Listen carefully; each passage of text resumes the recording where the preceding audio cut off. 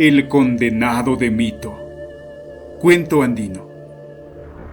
Había llegado el luminoso mes de mayo a la aldea Chaupi Guaranguina de Mito. Hombres, mujeres y niños se aprestaban a iniciar la comunal tarea del barbecho para el sembrado de papas. Premunidos de herramientas, iban entusiastas conduciendo a sus animales con dirección a Osgopampa. Ya estaban para llegar a su destino cuando un silbido agudo y profundo quebró la dulce calma de la mañana. En ese instante los bueyes se detuvieron como paralizados por una fuerza desconocida. Alzaron la cabeza emitiendo aterrorizados resoplidos, encabritándose enojados. Los perros, con los rabos entre las piernas, emitían lúgubres aullidos que dejaban entrever el terror cerval que sentían. Los pájaros se alejaban en bandadas, raudos, muy lejos del paraje. ¿Qué ha sido eso?, preguntó una mujer, casi sin aliento. Es el silbido del condenado, contestó un viejo campesino. Un silencio sobrecogedor paralizó a los caminantes que se miraban unos a otros con el terror reflejado en el rostro. No había pasado mucho tiempo cuando nuevamente el silbido demoníaco, más penetrante y cercano, hizo encabritar a los bueyes y gemir a los perros que, instintivamente, buscaron la cercanía de sus amos. Guiados por el viejo campesino, las gentes huyeron despavoridas hasta llegar a Chinguanyoj, en donde advirtieron con estupor que el malvado condenado había acortado la distancia hasta acercárseles peligrosamente. Aterrados, protegiendo a sus niños y mujeres, los hombres siguieron corriendo por los campos desolados.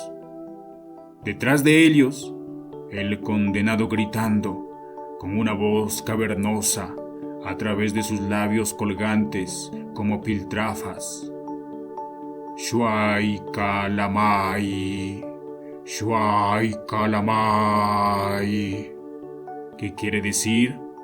Espérenme, espérenme.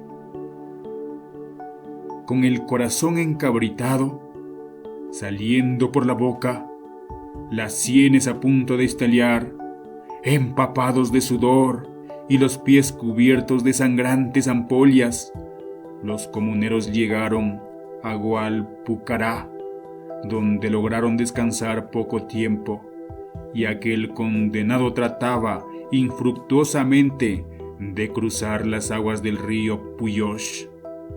Aprovechando la demora del infernal perseguidor, continuaron huyendo hasta llegar a Gachir.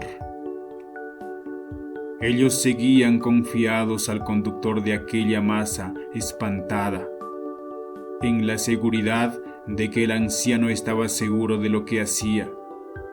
Siguieron escapando y llegaron primero a Lupanjirka, y haciendo acopio de sus últimas fuerzas, arribaron a Tacuanán, de allí al pueblo. En una demostración de gran valor y resistencia física, el anciano jefe subió al campanario de la iglesia, donde vio que el condenado estaba muy cerca del pueblo. En un supremo esfuerzo, hizo doblar las campanas en un llamado apremiante para que los pobladores vinieran en su auxilio.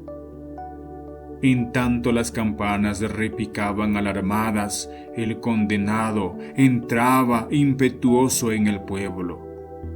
No había avanzado mucho por la calle principal cuando 3 gigantescos perros lo atacaron en una arremetida salvaje, sin cuartel, a cada dentellada de los irascibles canes. Las carnes putrefactas del condenado se retaseaban en jirones nauseabundos. Sin embargo, con una hazaña increíble, peleaba incansable con los furiosos animales. Entretanto, todos los habitantes del pueblo que presenciaban la desigual batalla, armados con cuchillos, sogas, azadones, hoces y garrotes, esperaban el resultado de la lucha. Transcurrido un buen rato, uno de los perros cayó muerto con el cráneo destrozado, de un zarpazo brutal del proscrito del cielo. Más tarde cayó otro con las mandíbulas separadas y, cuando el tercero cayó con el cuello quebrado, los hombres arrojaron de todos lados certeros lazos que apresaron el espectro hediondo, cuyas carnes estaban regadas en gran parte del cruento escenario. En poco tiempo lo maniataron en tanto protestaba iracundo, cuyas palabras no podían entender porque sus labios habían caído por completo y ahora era una visión de espanto y terror. Con prontitud asombrosa, los hombres hacinaron leña y formaron una pira donde colocaron al condenado y le encendieron fuego. Después de un buen tiempo en que las mujeres frenéticas atizaban la hoguera, el cuerpo del condenado quedó convertido en cenizas. «Ya no volverá», sentenció el anciano.